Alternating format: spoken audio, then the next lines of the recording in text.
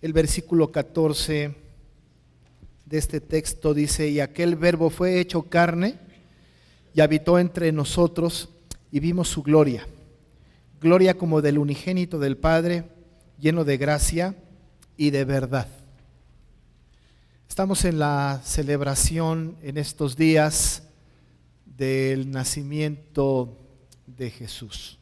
Le llamamos Navidad, Natividad. Pero cuando celebramos nosotros este evento tan especial, tan importante, tan trascendente para la vida de nosotros como individuos y como iglesia, tenemos no solamente que pensar en este evento como algo circunstancial de la historia, como hemos dicho en el pasado, sino que tenemos que echar una mirada al pasado y muy pasado, incluso en la eternidad pasada, para poder entender nosotros el misterio tan trascendente y esta historia tan relevante para nosotros como es la encarnación de Jesucristo. En el Antiguo Testamento, a lo largo de todo el Antiguo Testamento, quisiéramos nosotros encontrar a Cristo de una manera más palpable. Quizá nos hubiera gustado que se mencionara a Cristo de una manera muy clara, que se nombrara su nombre, que se dijera algo. Sin embargo, a lo largo de todo el Antiguo Testamento sí figura Cristo, pero no figura con el nombre que nosotros tenemos ahora, ni haciendo actos como los vemos en el Nuevo Testamento, pero está prefigurado, está tipificado, está señalado en algunos objetos, está puesto en algunos nombres, incluso algunos personajes de alguna manera simbolizaron a Jesucristo en el Antiguo Testamento. Las profecías apuntaban hacia Él. Los padres de los judíos de aquel tiempo, Abraham, Moisés, Jacob, todos ellos hablaron de Cristo. Cristo pues está en toda la Biblia, desde el principio hasta el fin.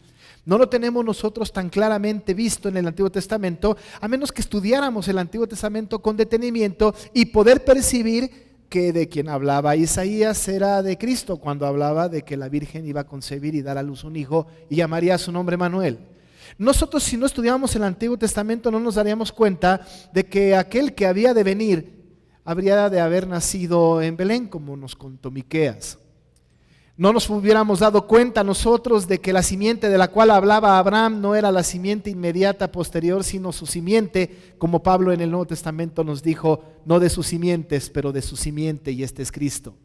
Nosotros no pudiésemos entender que Cristo está anunciado en el Antiguo Testamento sin estudiar y sin darnos cuenta que desde el principio, en Génesis 3, verso 15, Cristo ya estaba anunciado. Pero más, no sería para nosotros tan palpable si no estudiamos el primer capítulo de Génesis, cuando encontramos nosotros a la Trinidad activa en la creación del mundo, cuando dice el Señor, hagamos, y entonces la creación sucedió.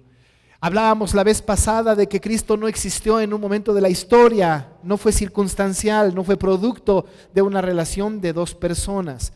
El Señor Jesucristo existió desde siempre. La preexistencia de Cristo es una doctrina maravillosa que nos habla de que el Señor Jesucristo es el Dios eterno.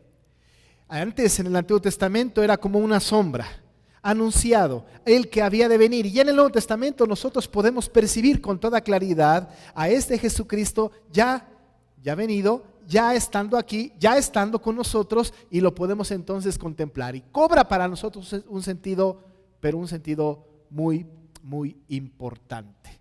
El Señor Jesucristo pues es un personaje de la historia, pero es el personaje de la historia, es el Salvador. Este es el Jesús que nosotros celebramos hoy. Alrededor de nosotros hay una gran cantidad de circunstancias que desvían nuestra atención de esta verdad fundamental. Pero ahora Juan está escribiendo este evangelio. Estamos estudiando nosotros estos primer capítulo del evangelio de Juan, percibiendo o tratando de percibir con detenimiento cómo es que Juan concibe en su mente, inspirado por el Espíritu Santo, a este Jesucristo, a este Mesías, a este Jesucristo que es Dios. Empieza el evangelio hablando de esta expresión de Dios del Antiguo Testamento. Está hablando Juan en este pasaje, en el versículo 1, ya desde esa voz de Dios en el pasado, lo que Dios ha dicho, el que Él había anunciado, esa expresión de Dios, esa voz de Dios, ese verbo de Dios, dice Juan, este verbo era Dios desde el principio. En el principio era el verbo era con Dios, dice él, el verbo era Dios. Nos habla de este verbo. Nos dice pues que está anunciado en el Antiguo Testamento, pero que ahora la voz de Dios, la expresión máxima de Dios, la revelación máxima de Dios es este verbo, y este verbo es Dios, es su Hijo Jesucristo. Pero no nos ha quedado tan claro como el testimonio de Juan, el escritor, y Juan el Bautista, que da testimonio. Él habla de la luz en este evangelio, y entonces más adelante Juan ya va a establecer la referencia importante de un evento maravilloso que es el más trascendente en su revelación, que es que este verbo, esta expresión maravillosa de Dios, este decir de Dios, no se quedó solamente en un decir de Dios, sino que este verbo de Dios se hizo carne. Muy importante para nuestra fe. No hay evento histórico más importante que este. No nos pudiésemos nosotros imaginar que todos los eventos iban a conducir a esto. Ninguna persona en la época de Jesús, cuando nació, quizá posterior y anterior, pudiésemos nosotros contemplar la magnitud del evento de la encarnación de Cristo. La encarnación de Cristo habla no solamente de que Él fue hecho carne. La encarnación nos habla del Dios trascendente, del Dios pasado, del Dios desde antes de la fundación del mundo, del Dios del Antiguo Testamento, de que este Dios que habló a los profetas, este Dios que habló a los patriarcas, este Dios que irrumpió en la historia cuando quiso, este Dios que estaba presente en su creación, este Dios finalmente se había hecho carne. Más adelante en el versículo 18, el mismo Juan va a decir: a Dios nadie le vio jamás, el unigénito Hijo, el que está en el seno del Padre, Él le ha dado a conocer. No había manera de conocer a Dios tan cerca, tan palpable como en la encarnación. Este verbo, dice Juan, esta expresión de Dios, este decir de Dios, finalmente se hizo carne. En el momento más preciso de la historia. No podía ser un tiempo después ni un tiempo antes, ni un minuto después ni un minuto antes. Él vino, Él se encarnó justo en el tiempo en que Dios había determinado que esto sucediera. El verbo de Dios, la expresión, el decir de Dios se había hecho carne. Cuando Él se hace carne, entonces las naturalezas de Cristo, la naturaleza humana y la naturaleza divina se funden en un solo ser. Y Jesucristo nace como cualquier mortal, como cualquiera de nosotros, pero nace con una condición distinta a la de nosotros. Porque nosotros no tenemos dos naturalezas, nosotros solamente somos humanos y ya. Cualquiera de nosotros que piense que tenemos dos naturalezas está equivocado. Porque ninguno de nosotros puede hacer lo que Cristo hizo en su naturaleza divina. Ninguno de nosotros puede hacer que el agua se parta en dos. Ninguno de nosotros puede traer un pedazo de pan y algunos peces y partirlos y repartirlos y seguir partiendo y seguir repartiendo. Ninguno de nosotros pudiese estar en un mar embravecido y pararnos y decirle al mar: calla, enmudece, y el mar obedecer. No podemos mandar a la naturaleza, ni siquiera nos podemos ordenar a nosotros mismos. No tenemos nosotros la capacidad de Dios. No somos divinos. No somos nosotros como algunos pensadores humanistas dicen: Dios eres tú, Dios está en ti. De ninguna manera. Nosotros solamente somos naturaleza humana. Pero Cristo, cuando se hace carne, sin intervención del hombre, siendo María depositaria de esta semilla, de esta simiente, Él nace y nace con dos naturalezas. Gracias a la encarnación, la naturaleza humana y la naturaleza divina. Es muy difícil explicar esto. Hay personas que piensan que Jesucristo es mitad Dios y mitad hombre. Esto es una herejía. Es completamente Dios, es completamente hombre. Con todos los atributos del hombre, pero más, con todos los atributos de Dios. Y Él renunciando a su gloria eterna, Él siendo Dios por sobre todas las cosas, siendo el creador de todo, se hace carne. La humillación de Cristo no empieza en su pasión, la humillación de Cristo empieza en su concepción. Ahí empieza la humillación de Cristo. Estas dos naturalezas, pues, es un conocimiento suprarracional. Es difícil de explicar. No hay manera lógica de explicar este conocimiento de las dos naturalezas. No hay palabras lógicas, no hay analogía perfecta. Ningún orador, por más preparado que esté, pudiese explicar el misterio de las naturalezas de Cristo, como no se puede explicar por la lógica la Trinidad. ¿Cómo explicar que Jesucristo era completamente Dios y que era completamente hombre? Era difícil de hacer, pero Juan, haciendo un esfuerzo, tanto en este evangelio como en sus cartas, como en el Apocalipsis, va a hacer un énfasis puntual de que este Dios, el cual adoraban en aquel tiempo, al que adoramos nosotros, este se hizo carne y obtuvo la naturaleza humana y obtuvo también, o tenía la naturaleza divina. Los teólogos le llaman la unión hipostática. Esta unión de las dos naturalezas no era una unión en donde el Señor de repente podía, por permiso de Dios, utilizar su naturaleza divina, y sin el permiso de Él entonces no podía. No vemos nosotros a Jesús diciendo: Señor, dame ahorita de tu poder para poder hacer un milagro, particípame la naturaleza divina. Él, desde la concepción y en su encarnación, ya tenía la naturaleza divina. No la adquirió. No en una oración durante su vida. No fue en el descenso del Espíritu Santo en forma de paloma que obtuvo la naturaleza divina. El Señor obtuvo la naturaleza divina porque la tuvo siempre. Lo que Él obtuvo, lo que Él tuvo por voluntad propia, fue su naturaleza humana. Es difícil explicar. Pero por ahí, por el año del 451 después de Cristo, en un concilio de Calcedonia, donde estaba esta crisis tremenda, en donde la gente decía que Jesucristo era un hombre y que de vez en cuando adquiría la naturaleza divina cuando Dios le daba para hacer algún milagro. Luego se la quitaba y luego se la regresaba y luego se la quitaba, implicando por supuesto que no era Dios. El concilio de Calcedonia, después de casi un mes de reunión, concluyó con este credo. Escuche usted el credo de Calcedonia.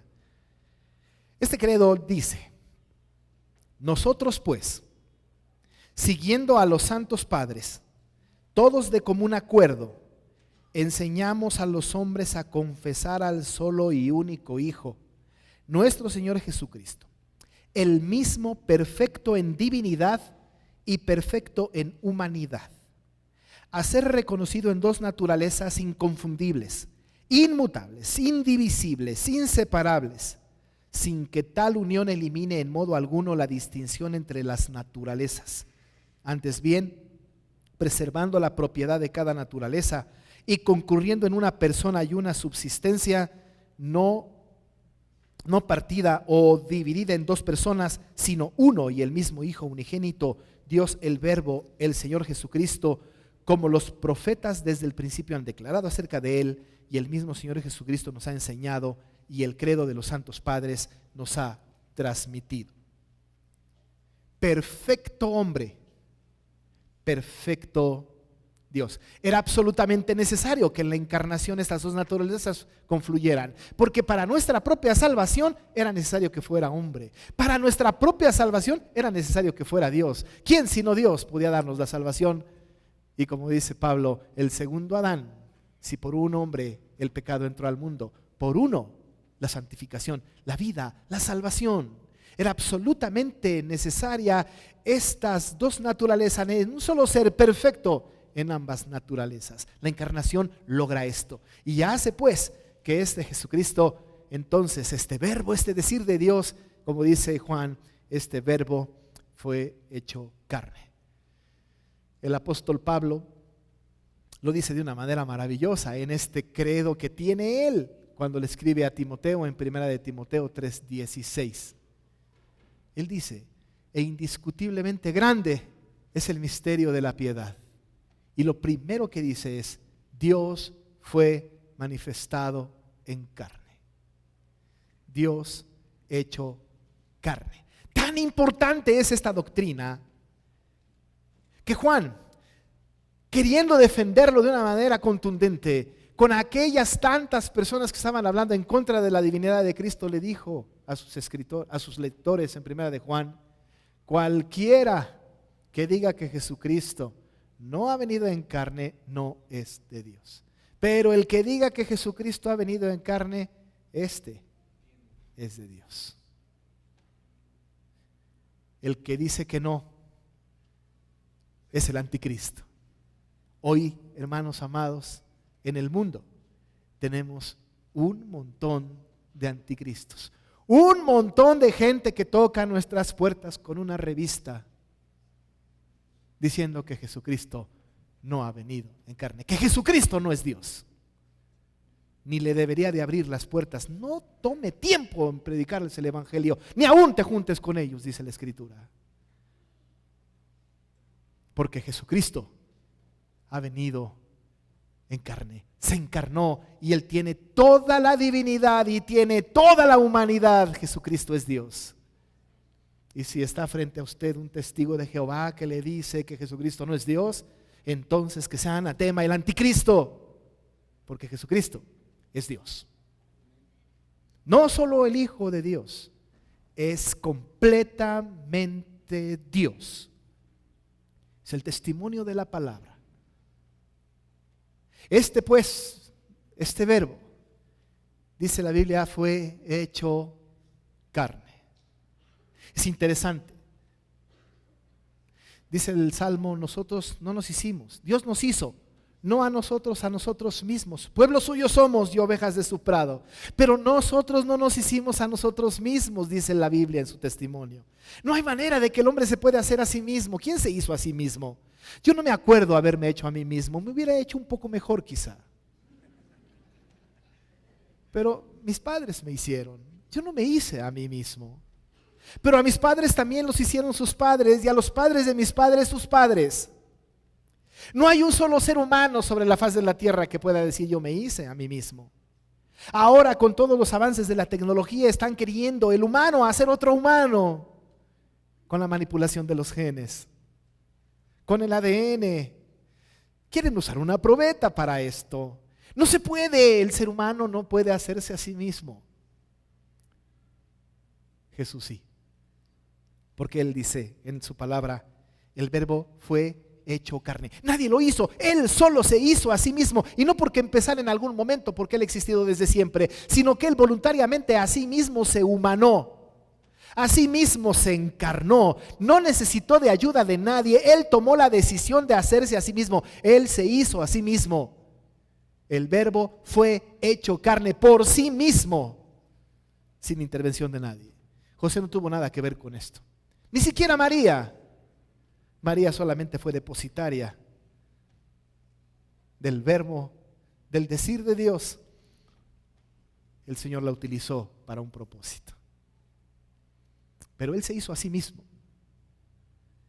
Nadie lo hizo. Esto entonces a nosotros nos da la noticia de que entonces verdaderamente Él es Dios. Porque si nosotros nos hacemos o pensamos que nos hacemos a nosotros mismos, estamos equivocados. Pero Él sí. Él fue hecho carne por sí mismo. Sin decisión de nadie. Sin intervención del ser humano. Él a sí mismo, en el cumplimiento del tiempo, se hizo hombre. Él a sí mismo. Por eso es maravillosa la doctrina de la encarnación, porque nos habla entonces de que este Dios hizo absolutamente todo.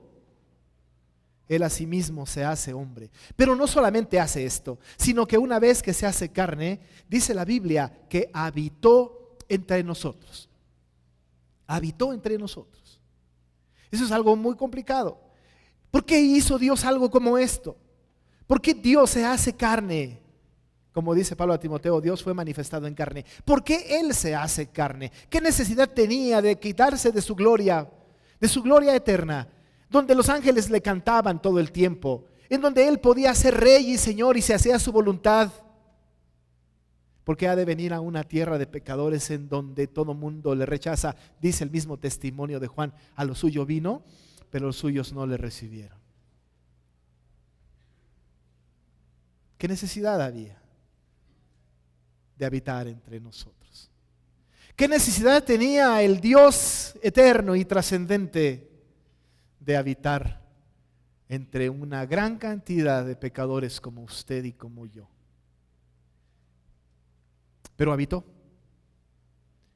Vino a habitar entre nosotros. Pero no solamente vino a habitar entre nosotros y quedarse en un palacio real o en un lugar alejado allá en el Tíbet o en algún lado, lejos de la civilización y lejos de los hombres, meditando y orando por toda la humanidad. No, lo que Él hace es que habita entre nosotros, y la expresión en el idioma original es todavía más fuerte, es más significativa, porque lo que el original dice es que hizo tienda, puso tienda de campaña entre nosotros. Otra versión dice tabernaculizó entre nosotros, puso tabernáculo entre nosotros, en medio de nosotros, puso una tienda de campaña para vivir entre nosotros. ¿Se imagina esto? Cuando yo pienso en tienda de campaña, pienso en un lugar alejado, en un bosque, en donde nada más se oiga el ruido del río que va caminando y unos pájaros en la mañana que me despierten con un trinar melódico. Sueño con una tienda de campaña en un lugar boscoso con árboles grandes y que no haya ni un ruidito del árbol, que no haya ni un ruidito de un teléfono celular, que no suene el radio, que no se oigan a los vecinos levantándose a las 5 de la mañana para ir a trabajar. A mí me imagino una tienda de campaña quizá también en una playa donde se oigan el ir y venir de las olas, ni un ruido más, y que pueda salir de mi tienda de campaña y ver lo que en México, aquí en el DF no se ve, un cielo con miles de estrellas. Pero una tienda de campaña en el Zócalo, ¿se imagina? Bueno, hay. Pero una tienda de campaña en medio de una ciudad tan complicada como esta. ¿Quién se le ocurriría habitar en una tienda de campaña en medio de una comunidad tan corrupta? Pero el Señor Jesús puso tienda de campaña en medio de un pueblo pecador, de un pueblo que lo iba a buscar desde el principio para matarlo. Habitó entre nosotros, tabernaculizó entre nosotros. Es una imagen del tabernáculo, porque en el Antiguo Testamento el tabernáculo estaba en medio del pueblo. No a las afueras, no en los suburbios, en medio del pueblo. Y cuando el Verbo se hizo carne, en esta encarnación maravillosa, con sus dos naturalezas, la humana y la divina, Él se hace carne, se encarna, viene pues y habita entre nosotros. No tenemos un Dios lejano entonces. ¿Se da cuenta qué tan cercano está el Señor en medio de nosotros? ¿Se da cuenta que el Señor no es un ser distinto, ajeno, lejano de nosotros? En ese sentido, la inmanencia de Dios cobra significado, porque la doctrina de la inmanencia significa que Dios está en medio de su pueblo, activo en su creación, y no echó a andar al mundo y como un reloj lo dejó caminando y se desentendió. Está activo en medio de su creación, vive entre nosotros, mora entre nosotros, actúa en medio de nosotros. Y cuando Él se encarnó en su condición de perfecto hombre, vulnerable, vino a sufrir lo que un intruso debe de sufrir en medio de una comunidad desconocida.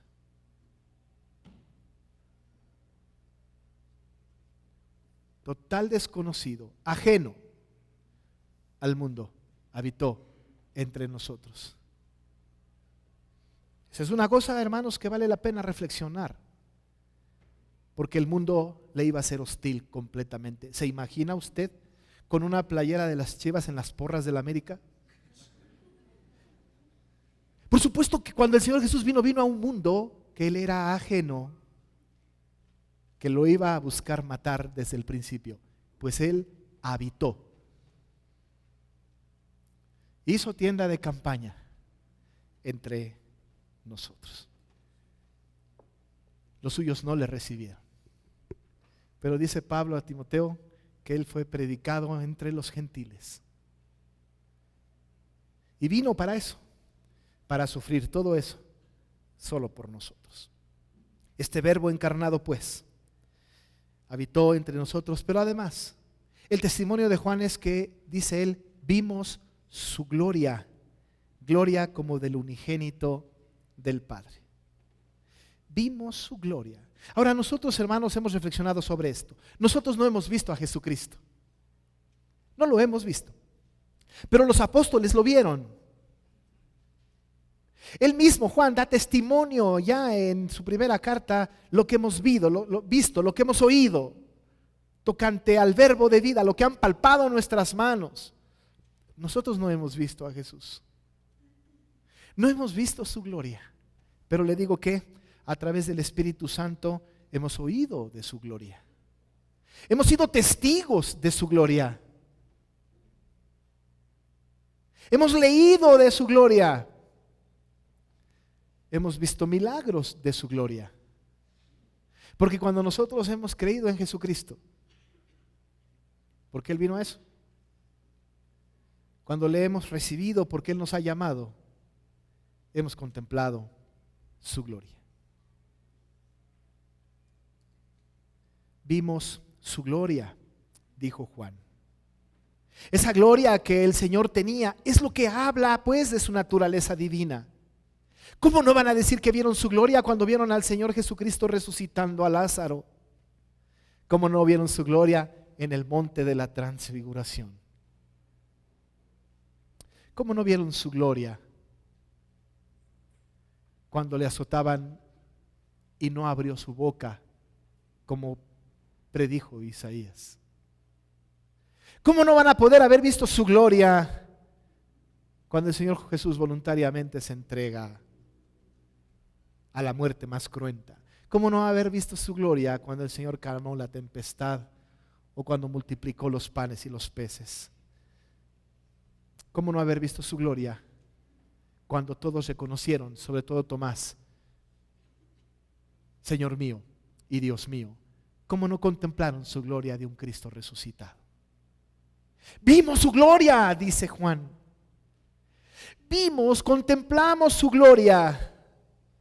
Hermanos, nosotros ahora no somos testigos del nacimiento de Cristo, pero sí de su gloria. Nosotros cada año celebramos el nacimiento de Cristo, pero todo el año contemplamos su gloria. Sabemos de su gloria.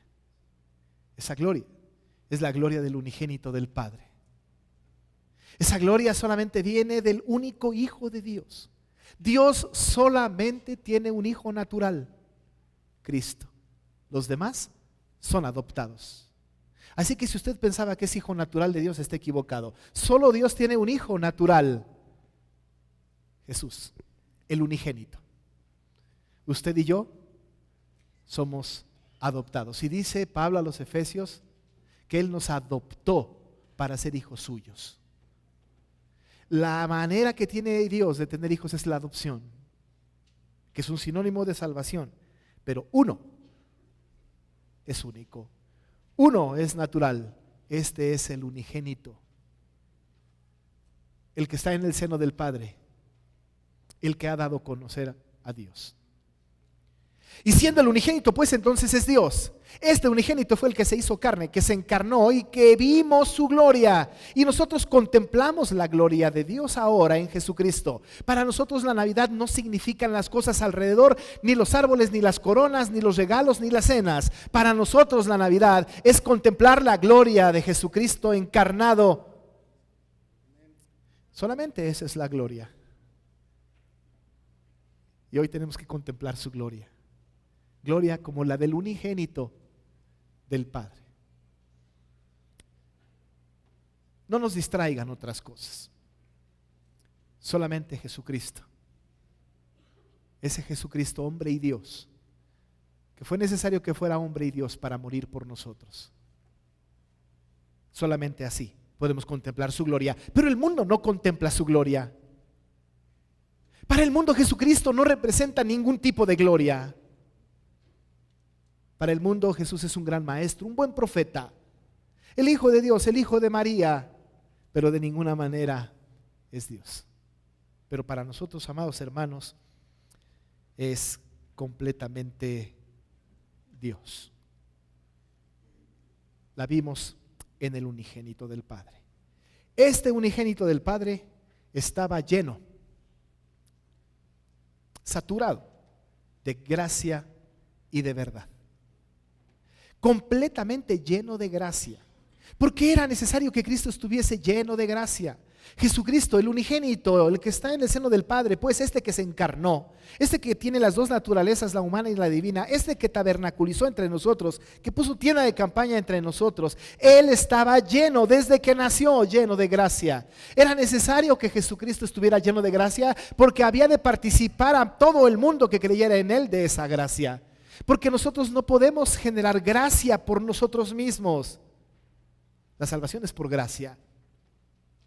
Somos salvos por gracia, por medio de la fe. Pero dice Pablo contundentemente, esto no de nosotros, es un don de Dios. La gracia entonces se entiende en la salvación del hombre, y el portador de la salvación, el portador de la gracia es Jesús. Y Él estaba lleno de gracia. Cuando vino pues y se encarnó, vino completamente saturado de gracia, y Él estando lleno de gracia, en Él no existía ningún sentimiento de odio ni de maldad. Él tenía la intención firme, porque así lo había decidido desde siempre, de dar gracia, y de su plenitud tomamos todos gracia sobre gracia. Y nosotros no solamente adquirimos la gracia por la salvación, nosotros tenemos la gracia incluso después de la salvación, porque no hemos sido consumidos por nuestros pecados. Porque nosotros vivimos en esta era de gracia en donde el Señor ha participado a nosotros la convicción de su presencia. Ha exigido de nosotros una vida de santidad, y debemos entender que la gracia sin Cristo no puede ser gracia. Porque Él estaba lleno de gracia. Cuando Jesús nació, venía lleno de gracia. Nunca se vació. Hasta hoy día sigue extendiendo su gracia. ¿Sabe cuándo va a acabar la gracia? Pues en realidad nunca. Pero cuando el Señor Jesús venga y nos vayamos ante su presencia, al que no creyó en Él, no habrá más gracia. Aún y con todo, el Señor ha participado de su gracia común a una gran cantidad de gente. Pero a nosotros nos ha dado la gracia especial, la salvación, de la cual Él estaba completamente lleno de gracia. Pero no solamente lleno de gracia, sino que además también estaba lleno de verdad. De gracia y de verdad, dice el texto. Él estaba tan lleno de verdad que Él encarnaba la verdad. Él mismo dijo: yo soy el camino, yo soy la verdad y la vida. Nadie viene al Padre sino por mí. La verdad encarnada, no hay otra verdad. La gente no debe de buscar la verdad espiritual en ningún otro lado, porque en ningún otro hay salvación. En ningún otro hay salvación. Él es la única posible verdad. Él estaba lleno de verdad. Así que todas las sombras del Antiguo Testamento en Él se revelan como la verdad de Dios. Lo que Dios dijo es cierto, lo que Dios prometió es verdad. Y la verdad estaba encarnada en Jesucristo. Aquellas promesas dadas, aquel Salvador anunciado, era verdad. Dios no había mentido. En Jesucristo se reveló la verdad. Él estaba lleno de gracia y de verdad, porque Él mismo era la verdad. Hoy nosotros, en estos tiempos, recordamos el nacimiento de Jesús, pero no debe de pasar por alto en nuestra meditación, en nuestra reflexión, que este Jesús estuvo anunciado desde el principio del mundo, y que un día finalmente se hizo carne, se encarnó. Confluyeron la naturaleza humana y la divina, y es perfecto Dios y perfecto hombre. Este Dios, perfecto hombre y perfecto Dios, puso tienda de campaña en medio de nosotros. Habita ahora por su Espíritu en medio de nosotros. Y vimos su gloria. La contemplamos todos los días. Gloria del unigénito del Padre. Ese único Hijo de Dios que estaba lleno de gracia salvadora y gracia sustentadora y de verdad.